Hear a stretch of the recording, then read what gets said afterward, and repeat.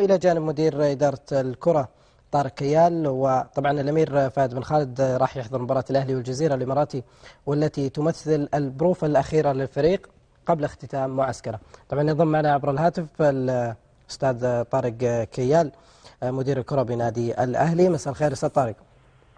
يا هلا، مساك الله بالنور يا أخ. اليوم طبعا وصل الرئيس الأمير فهد بن خالد للأهلي. الاستعدادات في دبي وفي الإمارات في أبو ظبي، كيف جواء عندكم في النادي الأهلي؟ أولا بسم الله الرحمن الرحيم. نعم، اليوم وصل سمو الأمير فهد بن خالد وحضر آخر التدريب. اليوم كان تدريب شاق وحقيقة يوم حافل. كان هناك تدريب صباحي كان عبارة عن اختبار زائد صالة حديد زائد تمرين مسائي. طبعا الحقيقة وجدنا المعسكر كان ناجح الحمد لله في كل متطلبات الإعداد. نحن نازلين في فندق نفسه في نفس النادي، نادي الجزيرة الرياضي. فندق قريب من الملاعب، هناك ملاعب، صالة حديد، هناك الادوات كلها مساعدة لإجراء معسكر ناجح الحمد لله. طبعا كان له فترة من السبت الماضي الفريق موجود هنا، أجرى مباراتين وفاضل المباراة الأخيرة حتكون مع نادي الجزيرة يوم الاثنين القادم إن شاء الله. حقيقة يعني التدريبات كانت على أعلى مستوى. الانسجام، انضموا كل اللاعبين في المعسكر.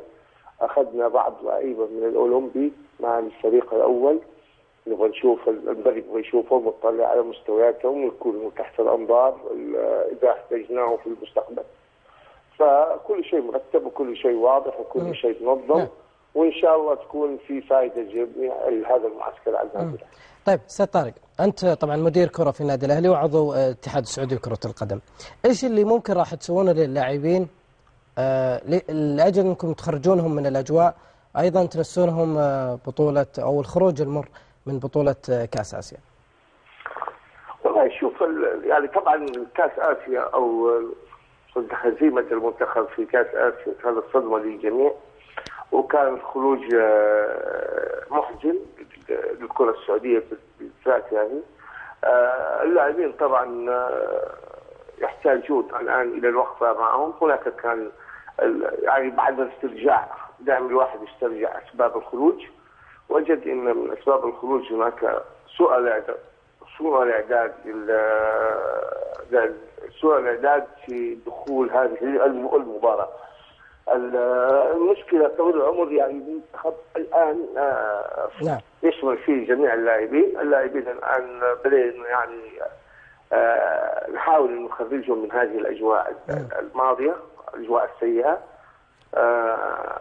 في طبعا جلسات خاصة لازم حنعملها مع اللاعبين. هناك